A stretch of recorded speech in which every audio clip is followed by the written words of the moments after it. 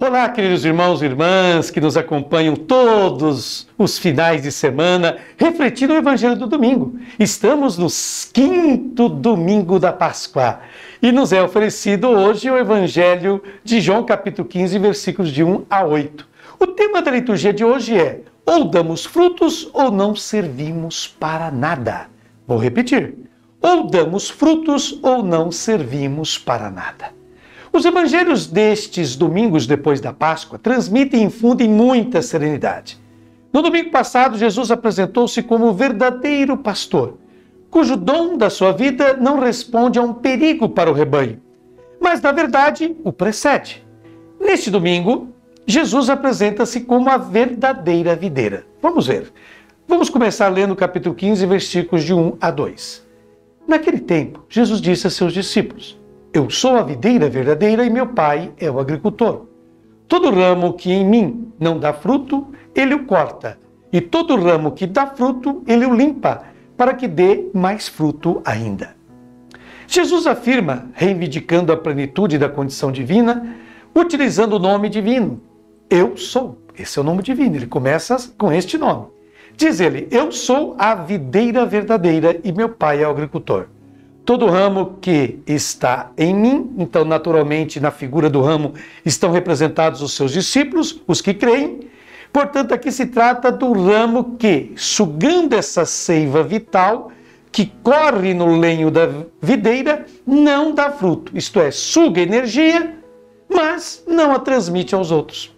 É fundamental sabermos que a relação com Jesus é uma relação dinâmica, de amor recebido, mas também de amor comunicado.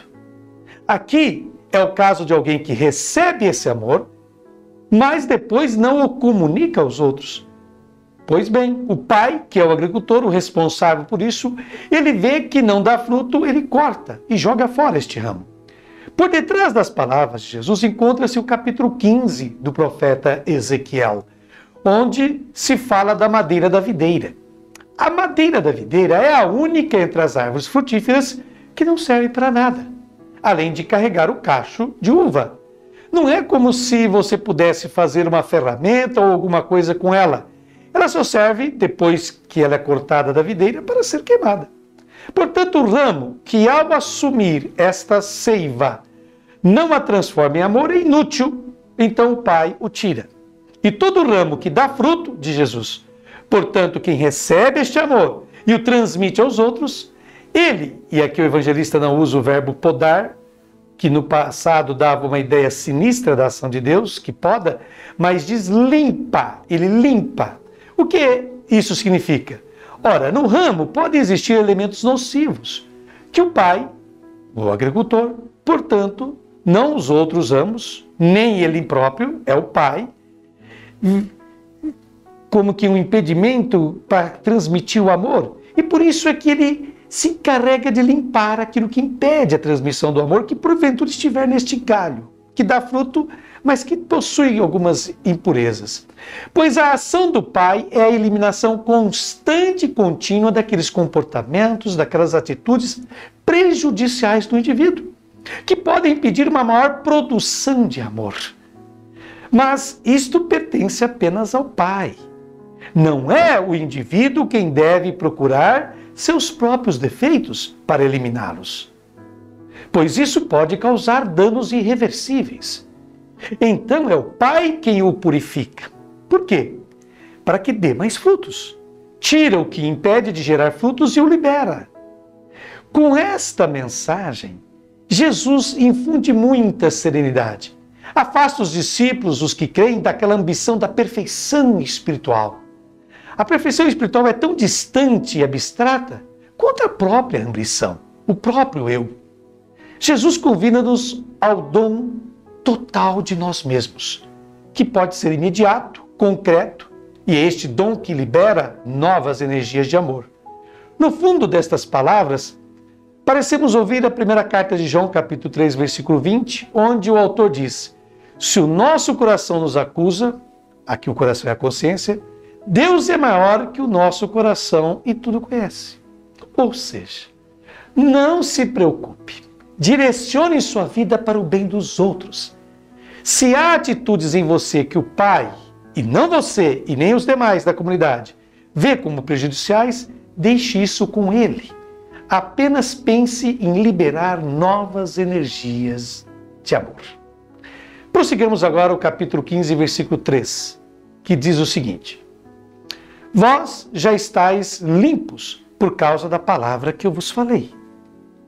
E Jesus continuou dizendo, vós já estáis limpos, ou seja, ele volta novamente ao fato de purificar. E limpos por causa da palavra. A palavra, a mensagem de Jesus, a mensagem que se condensa no único mandamento, o do amor mútuo, como ele nos ama, como está lá em João capítulo 13, 34. Esta já é a base inicial da pureza, esse amor mútuo. Prossigamos agora lendo os versículos de 4 a 5.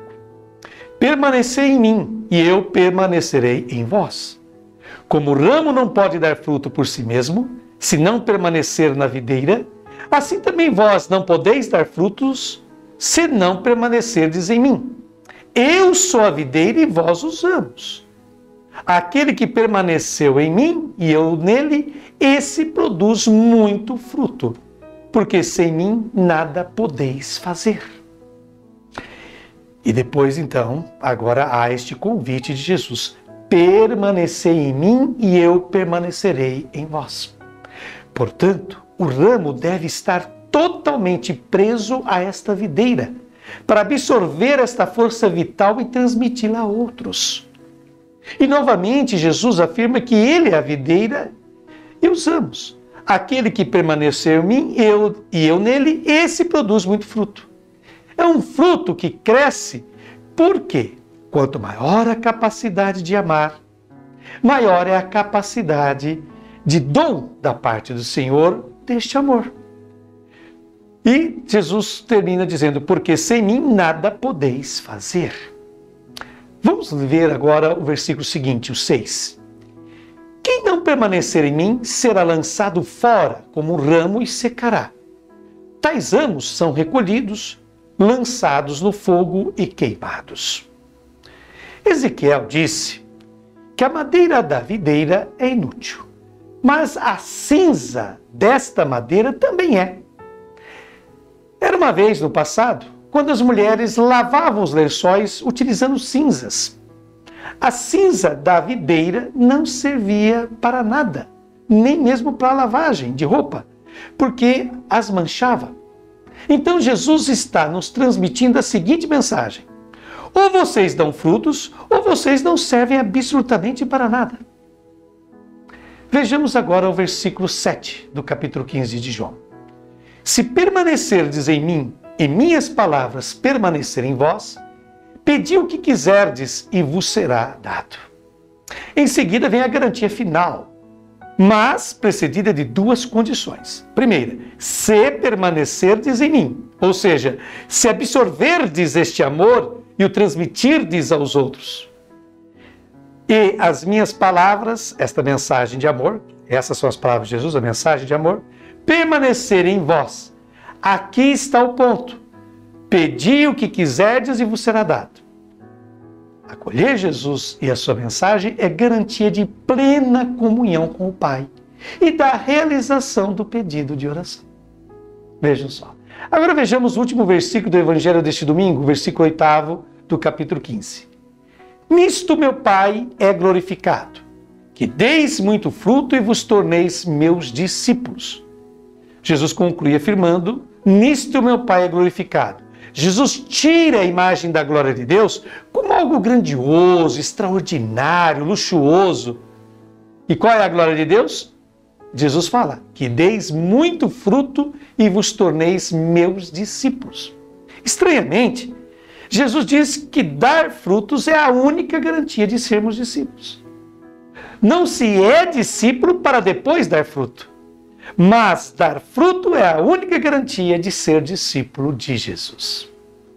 Muito bem, após essa belíssima reflexão que nos proporcionou Frei Alberto Madi, agora eu faço as minhas considerações. E começo com uma citação, de Jesus, bíblica. Não há árvore boa que dê fruto ruim, nem árvore ruim que dê frutos bons. Cada árvore se reconhece pelo seu fruto. Não se colhem figos de espinheiros nem uvas de urtigas. Está lá no Evangelho de Lucas, capítulo 6, versículos de 43 a 44. Meus irmãos, minhas irmãs, definitivamente o cristianismo não há nada a que ver com individualismo, personalismo e exagerados subjetivismos. Estas atitudes, no entanto, são as que mais falam alto no interior do ser humano deste século em que vivemos. Assistimos cada vez mais ao ser humano desinteressado de tudo que se refere à comunidade, ao coletivo, à sociedade como um todo. Por isso, o Evangelho deste domingo é um movimento totalmente contra esta corrente individualista do mundo atual. Jesus projeta para nós, os seus seguidores, a mesma realidade que existe entre ele, que é a palavra viva de Deus, e o seu Pai. Que realidade é essa? É a realidade íntima e profundíssima de comunhão e amor que existe entre eles. Entre o Filho e o Pai há uma perfeita interação e união, bem como um autêntico e puro amor. Não por acaso, no texto do Evangelho de hoje, o verbo permanecer, que em grego é meno, é empregado 9 vezes, sendo que 8 vezes explicitamente e 1 vez implicitamente. Jesus, com esta palavra, pede aos seus seguidores que se mantenham firmes e tenham consistência no que aprenderam e viveram junto com ele.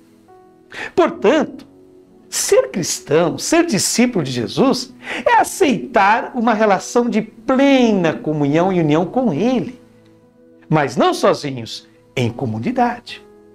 E como Jesus viveu? Ora, Jesus foi ao que determina a vida das pessoas. Ele viveu de forma a mudar a mentalidade e o coração daquelas pessoas. Jesus transmitiu uma mística, uma espiritualidade, ou seja, um modo de viver segundo o Espírito de seu Pai. Isso que é espiritualidade, é viver segundo o Espírito de Deus. Essa mística chegou a mudar a história da humanidade. Quantos homens e mulheres não se lançaram em uma vivência completamente diferente da anterior após fazerem uma experiência de verdadeiro encontro com Jesus? Não é verdade? Pois bem, há um aspecto fundamental na relação nossa com Jesus, o Pai e o Espírito Santo, que é a podadura, é a purificação. De Jesus, todo ramo que em mim não dá fruto, ele o corta. E todo ramo que dá fruto, ele o limpa para que dê mais fruto ainda. Estará em João capítulo 15, versículo 2, que foi lido agora há pouco.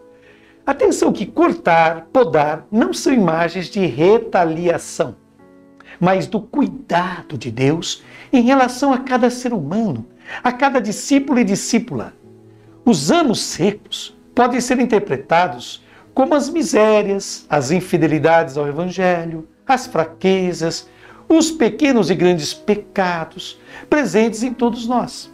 Estes podem levar uma pessoa a se afastar da comunidade, a cortar sua relação com os outros cristãos. Importa estarmos sempre abertos e disponíveis à purificação que Deus realiza em nossa vida.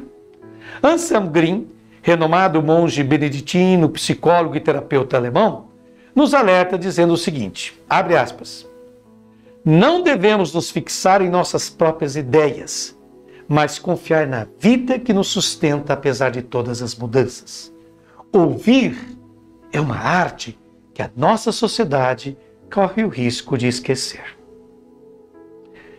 E agora, concluindo a nossa meditação do Evangelho deste domingo, façamos juntos esta oração que começará a aparecer aí também na sua tela. Feliz o homem que não vai ao conselho dos injustos, não para no caminho dos pecadores, nem se assenta na roda dos zombadores. Pelo contrário, seu prazer está na lei de Javé, e medita a sua lei dia e noite. Ele é como árvore plantada junto d'água corrente, dá fruto no tempo devido e suas folhas nunca murcham. Tudo o que ele faz é bem-sucedido. Não são assim os injustos? Não são assim. Pelo contrário, são como palha que o vento arrebata. Por isso os injustos não ficarão de pé no julgamento, nem os pecadores na assembleia dos justos. Porque Javé conhece o caminho dos justos, enquanto o caminho dos injustos perece. Este é o Salmo 1 da nossa Bíblia Sagrada. A você que nos acompanhou então, que Deus vos abençoe e vos conceda um santo domingo. Beijo no coração de todos e até a próxima semana, se Deus quiser.